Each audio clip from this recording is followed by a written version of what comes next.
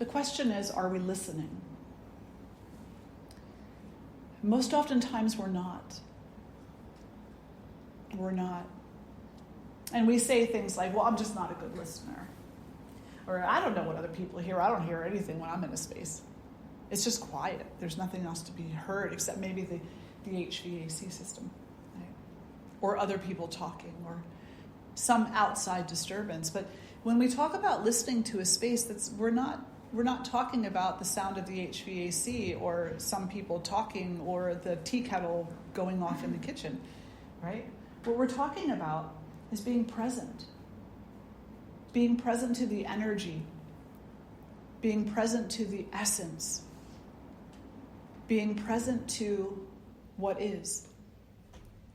And one of the qualities that we have to cultivate in order to be present to listen, to consciously listen, is contentment. If we sit here and fill our mind with, well, what is it supposed to be? What is it supposed to be? What is it supposed to be? What do I want to make it? What do I want to make it? Will they like it if I make it like that? Oh my gosh. If we let all these little thoughts come into the mind, we're not content. We're trying to force, to push, to cause something to happen. Contentment is the ability to step back from those thoughts and recognize that, maybe what I want isn't what's going to happen. So let me just listen for a few moments, gather what's actually going on here, and see how I can best dance with that, walk alongside that, be involved and invested in that if that's what it is, how I can best honor that. Contentment is what allows us to honor what is. Contentment is what allows us to consciously listen and to receive the messages that this life and this universe are constantly sending to us. Contentment is what allows us to sit and consciously listen to each other. Contentment is what allows us to accept that there are so many perspectives out there, that there are so many possibilities out there. We don't have to grab one and say, this is the only one. We can hold space for many possibilities and never veer away from our dharma in the holding of that space. You see, sometimes we get so caught up with what other people think or what other people want or expect that we shut our eyes, our ears, and our heart off to our dharma. We shut our eyes, ears, and heart off to our duty, to the truth of the innermost self. We say, well, I really like yoga, but my friends don't like it, and they think it's weird, so I guess I won't go. We let these expectations of others and inappropriate communication with others veer us away from the purpose of our life. Contentment is when we can hold space for their opinions and attitudes, but we don't get veered away. You say, it's okay that you feel that way, but this is what I need, this is what I'm doing, this is the choice I have made, and I'm going to stay with that choice, even though you may think differently. There's enough space in the universe for both those things. We don't need to feel defensive. We don't need to lash out.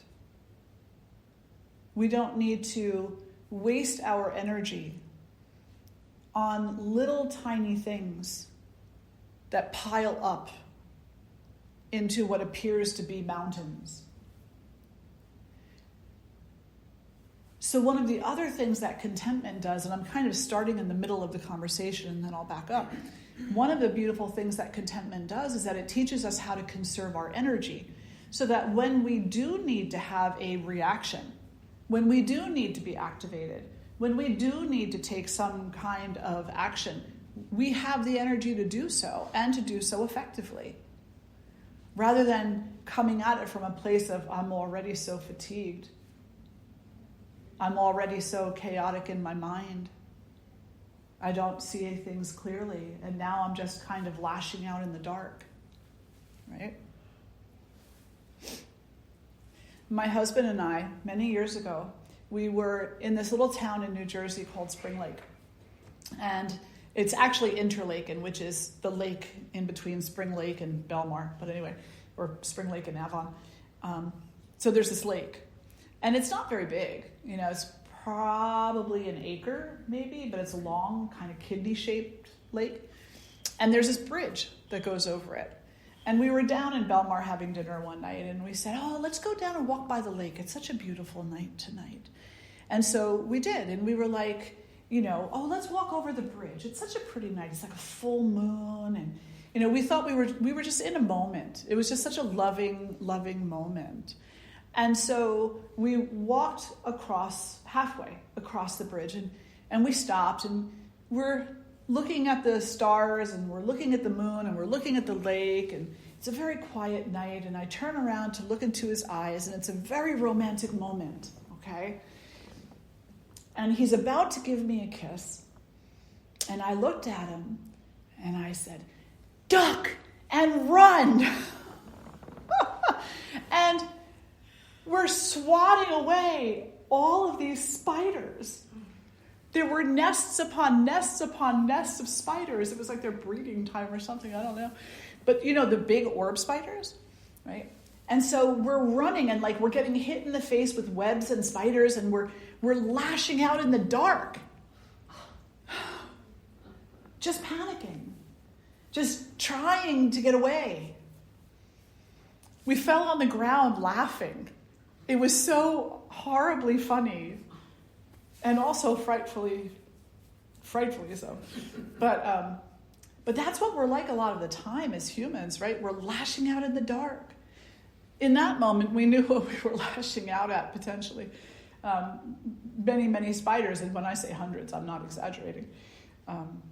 But most of the time, we don't know what we're lashing out at. We're just lashing out. Somebody can say hello to us and we lash out. Oh, look, there's another spider. Somebody can ask us for a favor and we lash out because we're just so tired. That's another spider, We lash out at the thing. But contentment gives us the ability to stop lashing out. It gives us the ability to draw that energy back into ourselves and to hold it in such a sacred way that we can apply it to our spiritual practices, our meditation, our japa, our yoga, whatever the practice happens to be, our service, our study. Next time that you get caught up in lashing out, stop yourself. Just stop. Say, what am I doing? How much energy am I willing to waste on this lashing out? Because am I really getting anywhere with this? Is this doing something for me? Or am I just on that bridge in the dark having a reaction? Your own bridge, of course. But and then try to just step back from it a little bit and say, in this moment, I'm going to choose contentment. And contentment doesn't mean that you suddenly feel like there's rainbows and unicorns everywhere. That's not what contentment is. Contentment in that kind of a moment is stepping back and acknowledging, in this moment, I'm chaotic. I'm going to be okay with the chaos and let it settle. This moment, I'm angry. I'm going to become okay with the anger and let it settle. In this moment, I'm whatever. And I'm going to become okay with that. Let it settle. Start practice conscious listening. Find out what it needs from me, what it wants from me, and what I want or need from it. And then take appropriate behavior. Take appropriate action. Rather than the flailing of the arms and the throwing of the words. Now, you ever flail your arms repeatedly? It's tiring, right? It gets so tiring. Who can enjoy life after that, right? It takes time to recover from the flailing. So it's just such a good idea that we don't do it unnecessarily. And then what ends up happening is we begin to see we really don't need to flail and react anywhere near as much as we think we do. As a matter of fact, one really amazing study said 100% of everything you think you need to be involved in will resolve itself without you. 100%. It's so true. So true. So that means that there's a lot of energy that we are expending in chaotic ways, in ways that are stealing our contentment from us. And then in those moments where we really are called to step up, to do something, to take some kind of action, we're just too darn tired. We're just too darn tired. And tired is not contentment. Let's look at what contentment is. What is contentment? Contentment is not being tired and giving up. Contentment is not apathy. Contentment is not saying, okay, you're right, I'm wrong, fine. Contentment is not attitude or sarcasm. Contentment is your ability to coexist resiliently with whatever's happening. Maintaining within yourself a homeostatic balance that allows you to function optimally in any given moment. That's a long definition for contentment, right? But that's really what it is. Contentment is your ability to coexist with any given moment, no matter what that moment brings you, and to do so in a way that supports your inner balance or the rebalancing that may become necessary in given moments. So that's like the person, in the store who cuts you off in line. The disturbance would be to push them out of the way, to scream at them, to curse at them, to let your blood pressure increase, to have a reaction. That would be the disturbance, right? But to be in that moment and to be with contentment would say, go ahead. I'm not in a rush. But I see you are, so go ahead in front of me. It's perfectly fine. Because are you in a rush? And if you are, to get to where? Is there ever a time where it's appropriate to say to a person, excuse me, but the line is back there? Of course. But you can say it kindly. Say, excuse me, I don't know if you realize, but the line is actually way back there. Are you in some kind of a rush? Do you need to go ahead of me? If you do, then by all means, let's just make sure it won't upset anybody else, though. There's always a way to handle things that allows people to have space for their own mistakes and grace to self-adjust. There's always. And contentment is what allows us to offer that space. If we're chaotic in our own mind and in our own heart, then we don't have the space to allow that at all. We'll just say, you're rude, you're a jerk, back of the line is there, get back there. We'll demean, undercut, and belittle. Because that's all there's space for. But we don't really know what's happening with that person. We don't know what kind of suffering they're going through. We know they're going through some, though, because we all are. And we don't know if anything specific has happened in their life, because potentially they're a stranger to us. So we don't know if their spouse left them, if their child is homesick. We don't know if they're taking care of parents who are ill. We don't know if someone who they love just died. We don't know. We don't know if they got fired from their job, or we don't know if they're just having a moment where they're not thinking clearly and they really just didn't see you because they're so distracted. We just don't know. And because we don't know what they're going through, Should we be hammering them for it? Should we be demeaning them for it? Or should we be seeing them as a reflection of our very own self in all the moments that we're a bit mindless? When we don't see that, well, that parking spot, or we did, that parking spot, actually somebody was waiting for that already, or that this person is just going through something and maybe I don't need to contribute to whatever that is. Does that make sense? But contentment is what allows us to hold that space for different behavior, for different responses. If we don't have the contentment, then we have its opposite. And its opposite is chaos. Chaos and disturbance. And in chaos and disturbance, it's very hard to be compassionate. It's very hard to be peaceful. It's very hard unless we cultivate the skills to coexist with these things. And that means accepting them and stop pushing them away and stop trying to get them under the rug. And instead, study why they're there. Why is the anger there? Why is the discontent there? Why is the rage there? Why is the grief there? Why is the sadness there? Why is it all there? And then looking at that and having some kind of a why is also not enough. That's pointing you in a direction, but now you've got to address it. Well, my inner child is hurt because of a life lived. The relationship is suffering because I don't voice myself. The friendship, the trust is eroded because I don't set healthy boundaries. Well, guess what? Now you've got 3 things to do. You've got to address your inner child. You've got to start learning how to healthfully voice yourself, and you've got to start learning about healthy boundaries. There's your work.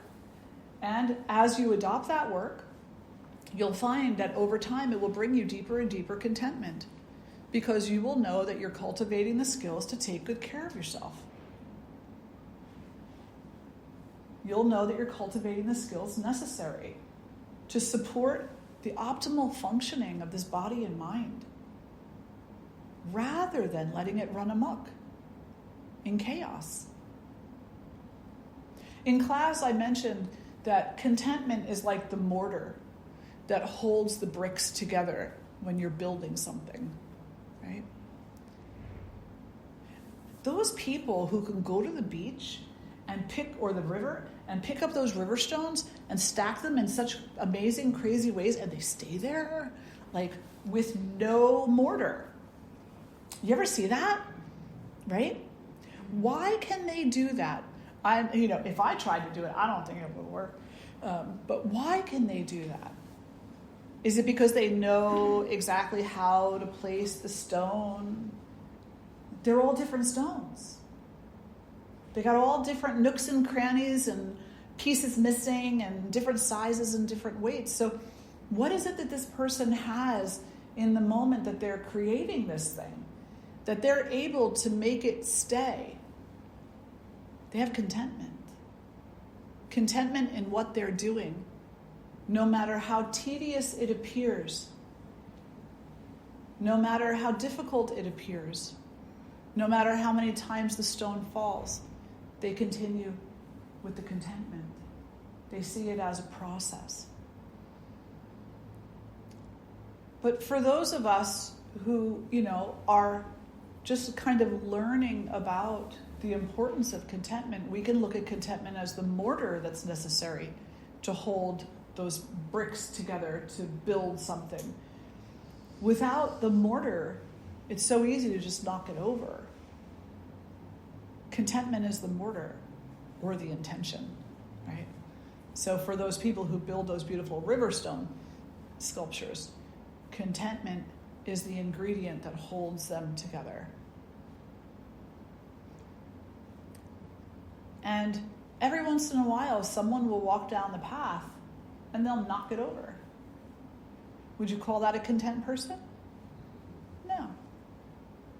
That's a person who is discontent and who does not have space within themselves for the sacredness of the moment, and therefore are sabotaging the moment that they could be having. contentment. It's not apathy. It's not just staying still. It's not being inactive. It's actually a radical kind of acceptance. It's saying whatever is happening in this moment, I accept it 100%. I accept it. I accept it. We're linguistics. We're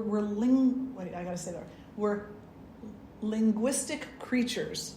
Thank you. Okay.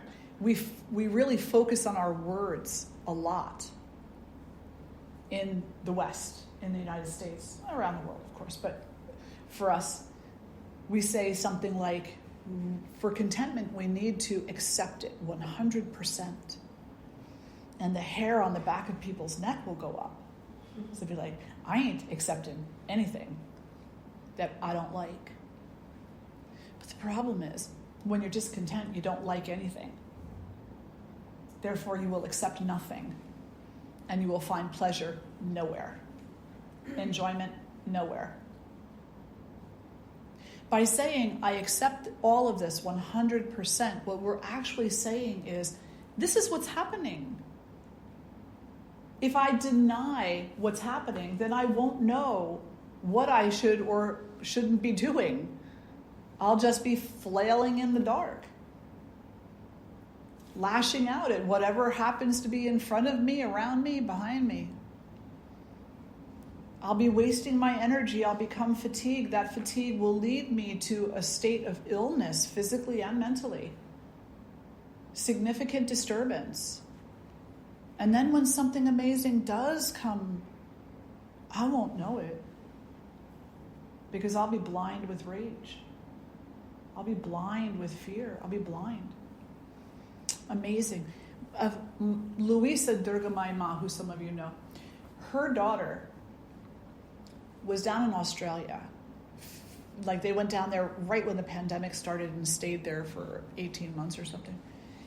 And while she was down there, she was very fortunate. She got to work in a bat sanctuary. So a place where, they bring the bats in and they treat them if they're sick, and, they support them. They bring in clutches of babies if their mom has been injured or killed, and then raise them up and send them back out. And she just posted something recently, a reminder to her, like one of those little things that comes up on Facebook like a year ago today. She reposted it, and it was the story of this bat. The bat came in, I guess it had an injury, and they were trying to nurse the injury, but the bat was so stressed out that it caused itself to go blind. And she showed the two pictures of the bat. The one when it came in, where its eyes were that beautiful dark color, and then a few days later, when its eyes are glassed over with that greenish gray color, when he was blind. His chaotic mind and fear and anger caused him to go blind. There's the proof right there. Was he capable of not being angry at, being captured? Maybe not. But over time, with trust, I'm not sure if he got his sight back or not. I'm going to have to ask her about that. But for us, the lesson is here. If we go through life being reactive only, reacting to anger, reacting in fear, reacting in all these emotions that are overly depleting for us, then we're going to cause ourselves to be blind. We'll have blurry vision, we'll have headaches and migraines, but the other kind of blind to the sacredness of the moment, blind to the goodness that exists, blind to the possibilities of our own healing and of the process of the healing of all others. Because when I'm in a state of chaos and rage and anger, when I am blind, I don't want to hear about your process, right? Like, where's there space for that? Don't even give me that. No. But what else are we here for, if not to witness the journey of each other and to celebrate that journey in all its difficulty and in all of its triumph? So coming into a practice of contentment supports us in following our dharma, our duty in this life. So contentment is that ability to be with things, whatever it is, and to be appropriate to the thing. To not waste our energy on, as they would say in the scriptures, on childish things. Hold your energy. Hold it as the sacred gift that it is. And then there's another part of contentment. There's another part of contentment as we deepen our spiritual path or spiritual journey. There is the part of contentment that is the expression of pure joy. Yes, we are accepting everything that's happening in this moment, and we are accepting it with some kind of joy, which is difficult to explain because it's not happy, I'm satisfied, yay. No, it's not that. It is the joy of knowing potentially two things, but probably more. Number one, knowing the transient nature of all things, this too shall pass. Therefore, I don't need to attach myself to it. And number two, knowing that all things happen, no matter what they are, for the greater good. No matter what they are, for the greater good. But what about the tragedies? But what about this? What about that? Yes, in our humanness, we need to work to minimize, if we can, the tragedies. But we also need to understand that the tragedies are what cause us to understand that we have to do the work. If we didn't have tragedies in our life or witness the tragedies in others' lives, what would compel us? What would inspire us to be better people, to take care of each other? It would be really nice if we all just did. The day that 8 billion people all just do what's right will be the day we don't need inspiration anymore. That's not going to happen in our lifetime. We will always need inspiration. We will always need reminders. And, tragedy is a reminder. An example of that are the Sandy Hook parents, right? Here's this community of people who just suffered such an amazing loss. Their child. And instead of going to the chaos of the hate, what did they do? They put up billboards all along, I think it's like 91, 81 or 95, whatever highway it is that goes through Sandy Hook. They put up all these billboards saying, I choose love. They came together and supported each other.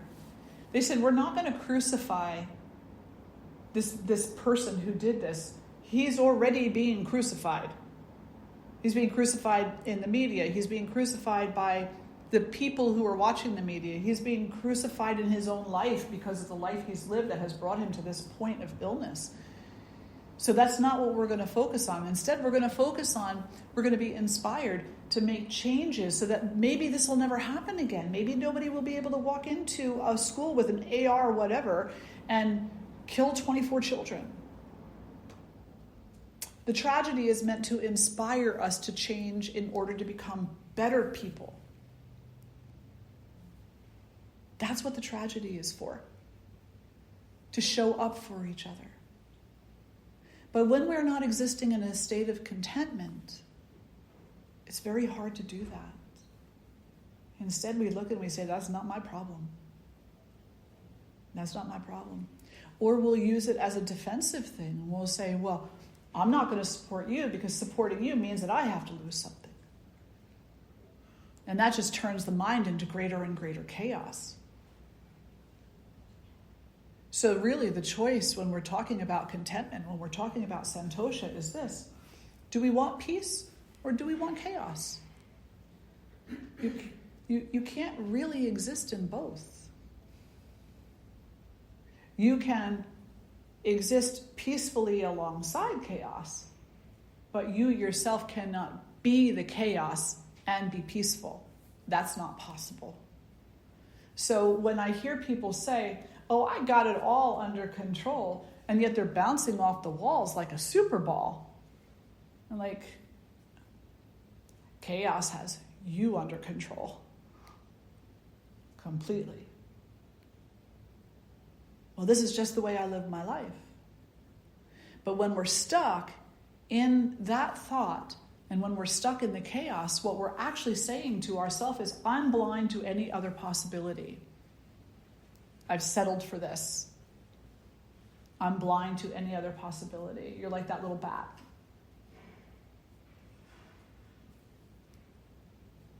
What way is that to live a life of sacredness? Contentment, Santosha, the second of the Niyamas. It follows cleanliness. And it follows all 5 of the yamas. So it follows nonviolence, truthfulness, non-stealing, being a student of God, and non-grasping. And if you think about it, it makes sense. Because if you don't have those 6 things, it's because there's a missing ingredient. The missing ingredient is contentment. Contentment is what empowers you to be nonviolent. It's what empowers you to be truthful. It's what empowers you to be generous and non-stealing. Contentment is what empowers you to be a student of God, because that's a pretty interesting relationship that we have. Contentment is what empowers you to be a true student of the divine. The kind that steps back and says, this too shall pass. And whatever happens, happens for purpose. It has purpose. And it is ultimately aligned with the greater good. Ultimately. The situation itself may be heinous. But if we are coming from a place of contentment and compassion, whatever that tragedy was, it will allow us to realign ourselves with the greater good. It will remind us and inspire us. How do we get to contentment? Practice. Practice. Surrender. Acknowledgement. Understanding that in most moments we're really not very content at all. And the practice that's super helpful is japa. Some of you were in the japa practice this morning. Is sitting still and chanting over and over and over and over again. This morning, Om Shri Durgaye Namaha, Om Shri Durgaye Namaha, Om Shri Durgaye Namaha. Say it over and over and over in your mind. And you learn how to sit with what is. Oh, but my back is bothering me. Oh, but my knee. Oh, but I don't like to sit still. Oh, but my foot fell asleep. Oh, but this same mantra. For an hour? Well, I mean, we do it for about 40 minutes. Yeah, for about 40 minutes. But if we do 10 japa, that's 1,080 repetitions. Wow. That teaches you something about yourself. It teaches you about how resistant you are to being content in a moment, right? But if you keep practicing, it teaches you that you really actually are, at the very core of your being, meant to be content. Because there's nothing like peace. Nothing. We think, oh, I'll go do this, and if I'll go do that, then that'll be the happiness. And your heart's telling you, actually, no. Not if you do it with the mindset that it's something you just got to check off your list. You're not going to get happy there. But if you can take one step at a time and fill each step with your being, with your presence, take every step with truth and with faith, every step will be happiness. And you won't have to wait till you get there in order to know that. Somebody recently went to Machu Picchu. So many people go to Machu Picchu, and they go there because, they've heard so much about its spiritual energy I'm going to go there, it's going to change me as a person. And it's like, no, it's not. You're going to go have an experience, and maybe the experience will inspire you, sure. You're going to go there and learn about how strong you are or how strong you're not, because you got to get up there, up the mountain to get to Machu Picchu. You're going to learn a lot about yourself. And certainly the experience will have components of change and growth. But that's not, that place is not going to change you. What really changes you is knowing that every step you take is the purpose of your being. Having content in that knowledge, in that understanding that every step you take is your purpose. Whether you're taking care of the baby, or answering the phone, or climbing the mountain, or taking a shower, or listening to a friend in need, or bagging groceries, or picking an apple off a tree. Whatever you're doing, that's sacred. That's what you're meant to be doing. That is your path. That is where your happiness exists, and nowhere else. Only in what you're doing now. And so if you're not happy now, then you are like that blind little bat who is caught up in other things that are chaotic and hyper emotional. Bring yourself to the moment and say, I don't want to be blind anymore. And start from the place of acceptance and surrender. Accept what is. It's such a relief. It really is. It's such a relief. And when you accept what is, then you will know eventually the work that needs to be done. You will receive the inspiration eventually to know what your next step might be. Does that all make sense? Yeah. Do a time check. In the Patanjali Yoga Sutras, it says, contentment is the virtue that takes you to the divine. If you don't cultivate contentment, you can't know God.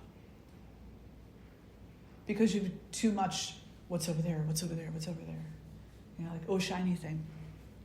Chasing after so many things that we don't see the one thing. I believe that's 2.57 if I'm not mistaken.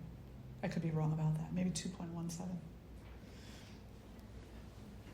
But years ago, for our yoga teacher trainees, they get this little certificate, and they get spiritual names in the program, and they get a little piece of artwork with their name on it, and the sutras on the bottom. And it's, contentment is the divine quality that brings you to God. Krishna tells Arjuna in the Bhagavad Gita, stop being distracted. Distraction is your suffering. Become content. And Krishna said, become content in me, and all will reveal itself. Be discontent, and everything will be hidden. So cultivate a relationship with, if you have an avatar of the divine that you prefer, with that. If it's Mother Nature, cultivate a relationship with that. If you're not sure what it is, then just be open to it. Just be like, well, I don't know, maybe this too is sacred. Maybe this too has meaning. Want the practical part of it? It has purpose for you. It has purpose in your life. Your life is not meant to be only suffering, only chaos, only tired and fatigued. Your life is meant to be an unfolding, an involution. We often say in science, evolution. Went from a single-cell organism up the ladder of evolution to the human, as if the human were the top of the ladder. It's so silly. In yoga, we say evolution, but it's the other way around. We started in this single-celled organism called God, space, consciousness. And from there, we came down the ladder into complexity, came down the ladder into differentiation, individuation, into a state where we no longer remember our oneness, where we no longer remember. And now we need to become involved in our life and in our purpose so that we can involute and go back up the ladder to oneness. The opposite of individuation. So we say it's involved. It's involution rather than evolution.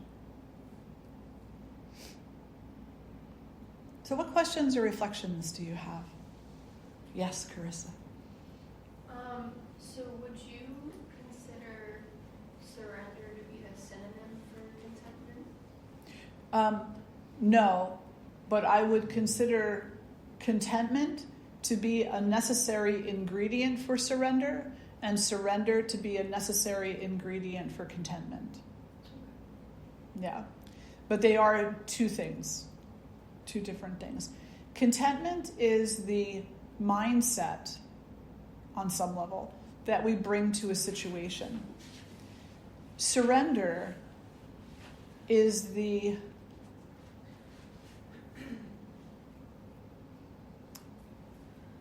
understanding, is the acceptance that needs to be present in order for that mindset to be calmer, to be more focused. Does that make sense? Yes. Yeah. Okay. Somebody else have their hand? Yes. Angelique. Our tea studio. He talks about Santosha as he's teaching a club. And he says Santosha is, do you know what I'm talking about? No, Okay. no. He said Santosha is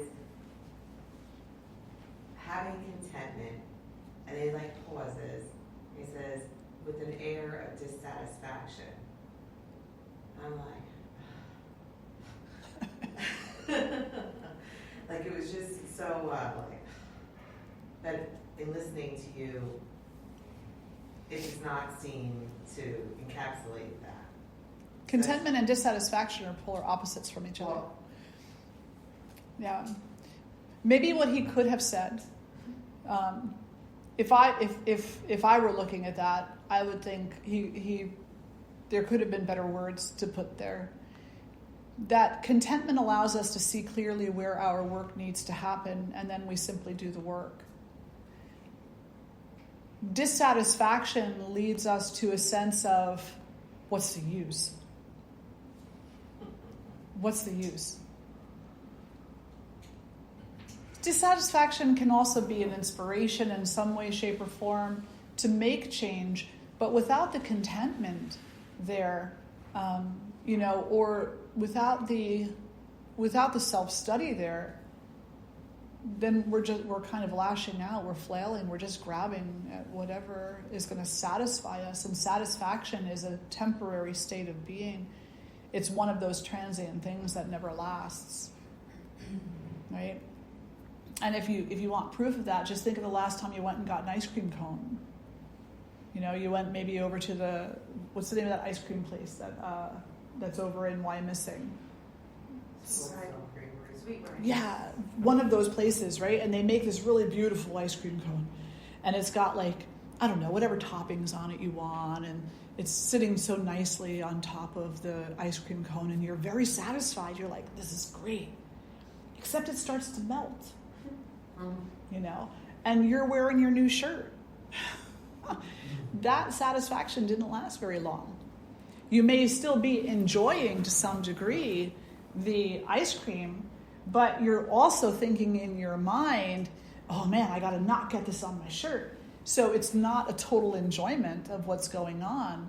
It's the satisfaction of getting the thing is just a transient experience. It's going to pass, so don't be attached to it. The fear of getting the ice cream on your clothing is a transient experience. That's not going to last either. It'll be gone as soon as you start doing something else. The anger you feel when you do drop the ice cream on your shirt is also a transient experience. It may linger a little longer than the other ones, though. It'll certainly linger longer than the satisfaction of the taste of the ice cream, right? Yeah, because you got to go home now and wash the thing and try to get the stain out, or think about a reason to return it to the store, or whatever you're going to do with it. So just a bunch of transient moments that aren't going to last. So they breed dissatisfaction. Contentment is the opposite. Contentment is just saying, be with the ice cream. Be with the ice cream. And understand ice cream is messy. Maybe don't wear your brand new shirt when you go get it. Right? Take all these steps ahead of time. And then when you're with the ice cream, be with the ice cream. Because having the ice cream is both a gift and an offering. So the beautiful mantra that we often sing before we eat is Om Brahmarpanam Brahmahavir Brahmagna Brahmanahutam Brahmeva Tena Gantavyam Brahma Karma Samadhina Aham Vaishvanaro Bhutva Praninam Deham Ashritaha Pranapana Samayukta Pachamyanam Chaturvidam. It's all God. The food, the feeding, the preparation, the fire in the belly, all of it. So don't be distracting yourself by the things that you think are not God. Instead, see everything as God and you will find contentment. But when you have dissatisfaction, you're not looking for God, you're looking for your ego. So again, those two things to me, they're diametrically opposed. Does that make sense? So in for the mantra, for the mantra for food, the Annapurna mantra, is to say the ice cream is a gift. And if I get a little bit of it on my shirt, then I got a little bit of it on my shirt, but that doesn't change the level of the offering of the food to the fire and of the fire to God. The food is God, the fire is God, and everything is God. So let me stay focused on that. And then I'll be content. And I'll be satisfied also. Yes? So metaphorically, the ice cream can be a person. Sure. Wow. Yes. So little hint. Everything is the person, yes. Everything we talk about in here is always, everything is is a synonym for life, for sure. And everybody we ever encounter. Mm-hmm. Yes. So I just have one more question. So is Santosha transient? Like once you get contentment, do you always have it or do you go in and out of contentment? Everything is transient. Okay. All right. Everything is transient, but here's the thing.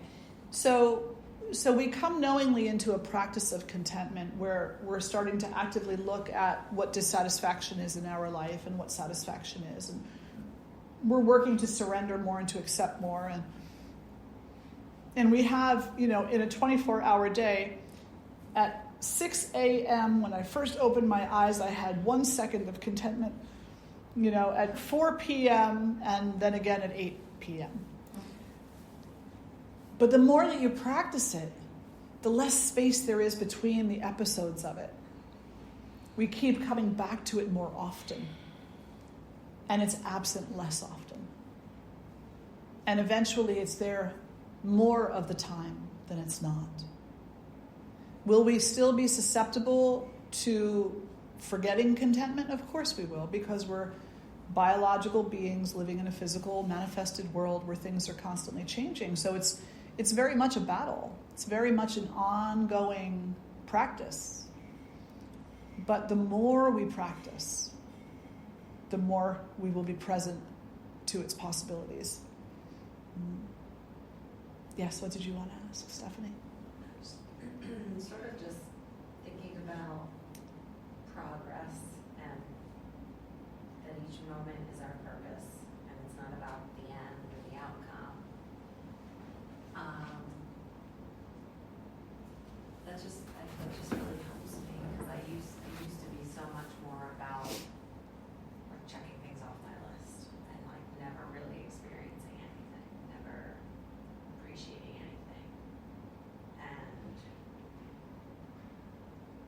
it makes me think about contentment differently, about especially when whatever it is I'm doing or whatever it is I'm experiencing is not,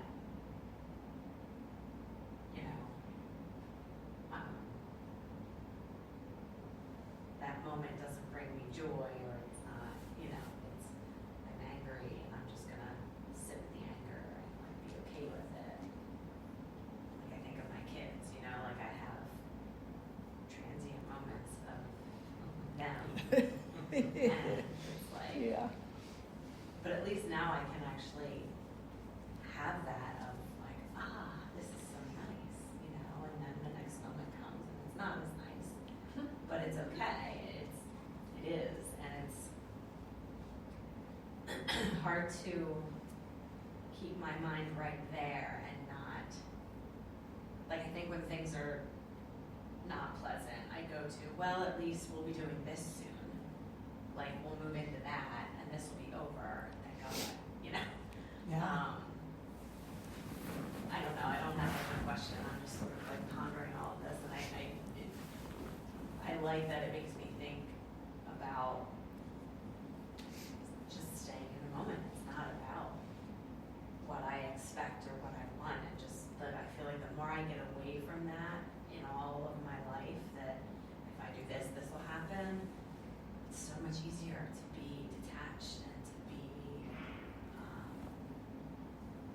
content, to actually be in the moment and experience whatever's happening, because I'm not thinking about, I hope this is what comes of this, or I hope this person says that, Yeah. And, part of it is the way we talk to ourselves too, right? So when we're talking like to our children, or when we're talking to ourselves about our children, we'll use languaging like, oh, every time they do that, it just irritates me. I wish they would stop doing that because it irritates me. Somebody's going to look at that and it's going to reflect poorly on me. We use this kind of language in our mind, and it reinforces the idea that the child is there for us, that the child is there for us, that they somehow belong to us. But the reality is that the child is not there for us. We're there for the child. So we can change the way that we talk to ourselves about our children, about our friends, about our family members, about our partners, about anybody, about strangers on the street. We can change the way that we talk to ourselves about them, and we can say, look at them discovering themselves. They may have chosen a hard path, but they are going to learn. Look at how difficult this is, and they're trying so hard. Look at the struggle and how strong and courageous they're being in this moment. Look at how they're suffering in this moment. You're bearing witness to their journey. And then it's not as much about the ego self, about how I feel about this. Well, they're doing it again. They left their laundry in there. They didn't put the laundry in the dryer. That would be like one of my things with my kids. They leave their laundry in the washing machine and they don't change it over to the dryer, and then I have a load of laundry to do. Right? So we shift, and we go from having a primarily ego attachment to our children to having a witnessing of their journey in this life. That's what we're here for anyway. As a parent, I'm not here to possess my children. I'm here to witness them and to support them in whatever way is appropriate. And there was something else that you said too that I wanted to comment on, and I don't remember what it was now. That's okay. It'll come to me at some point, I'm sure. Yeah. Anybody else? Did somebody else have did you have a question? No? Yes. True. So speaking on contentment, I'm big into to-do lists or accomplishments lists, and it's kind of the same thing as you were saying about looking forward to being able to complete it, and I do my best to enjoy the process of it, and I enjoy completing it. My question is, would you advise against that, or how do you find the balance of enjoying being content during it, but looking to be better in the future? Yeah, and so checklists are fine. They are, as long as they're not it. As I'm writing down my checklist, it's like in my mind, it's, okay, so I have to, I need to get this done this week, and I'm going to do this with my mind to the divine, with my mind on the sacred, with my mind to service. I'm going to put out all the steps that need to be followed, but I'm going to follow each one of those steps with intention and purpose. It's not ultimately about checking the box off, because I don't have any control over the outcome. But that gives me a little bit of a guide of the way to be traveling, So, for example, we have a lot of check boxes going on right now. We have a lot of projects going on here at the ashram, and one of them was that it was my intention to put an extension onto the building, long story short, and there's going to be a shrine up there. But after having talked to the architects and the planners, that has shifted now. And now the shrine will be someplace else on the property. So if all I looked at was getting that check, that shrine has to be on the roof, then I'm missing the whole journey of the discovery of where the shrine actually wants to be. So be present with the process, which it sounds like you're already doing and practicing. Just continue to be present with the process. And when you can, check that checkbox, reflect on the process that got you there.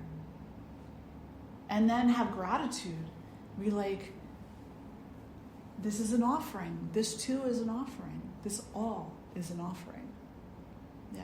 And it's all about presence and being able to be in that moment with what's happening.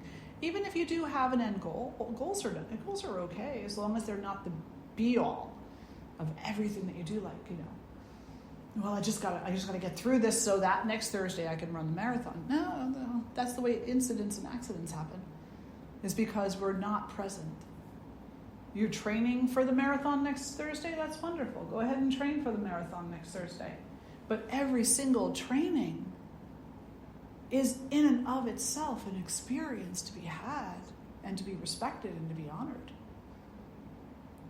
Right? Yeah. Makes life so much fuller. So much fuller. Any other questions or reflections? We're good? Okay, let's do time check. It's 11:30 on the dot. I'm a little proud. Yeah, that doesn't happen often. But, all right. It's been happening a little bit more lately, though, So I guess I'm reining in that energy, And I want to respect your time, too. And they have a beautiful brunch that they're preparing downstairs for you. So I hope for everybody who's staying, you enjoy that. And we will continue Sundays moving forward. We have this coming Friday evening, we have a Restore and Relax special program happening from 6 to 8. So it's going to be a restorative yoga class, followed by a yoga nidra, and accompanied by sacred sound. Charles, I think, is joining me Friday night, and he'll be providing the sound. We just did one this past Friday. We'll be offering it twice a month now, moving forward. It's a lovely experience, and it's great around the holidays, for sure. It was awesome. Oh, that's right. You were there.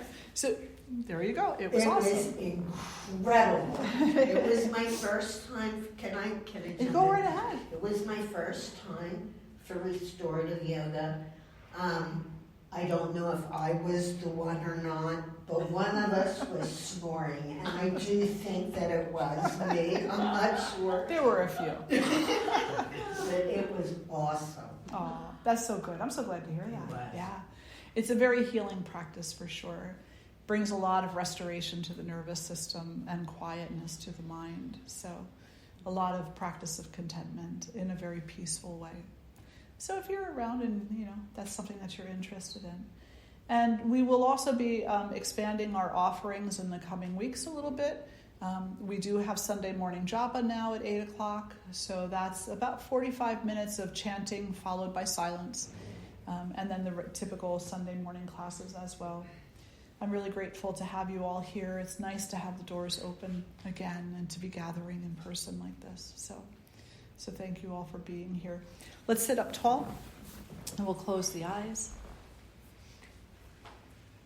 Place the right hand on the heart, left hand over the right. Connect with your inner contentment. Feel that there is a pool of peace within you, just waiting for you to dive in. Just waiting for you. Just waiting for you. We'll lift our voices in one Om, breathing in. Om.